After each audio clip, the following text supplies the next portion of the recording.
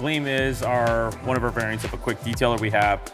This is the one that will leave a protection on your vehicle, or for instance, in some cases, exhaust leave kind of like a black staining here.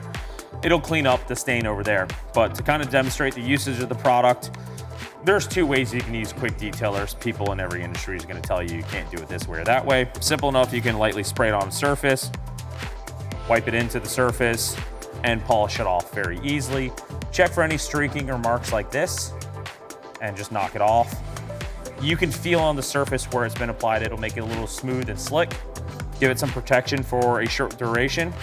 And with Gleam, you're just gonna continue along with the rest of the vehicle and do it.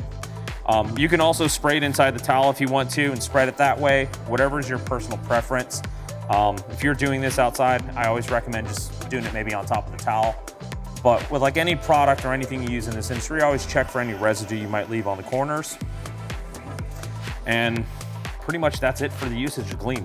Simple, quick and effective, like I said, and it's gonna leave some protection on your vehicle. To learn more or order your own, visit www.ensousa.com.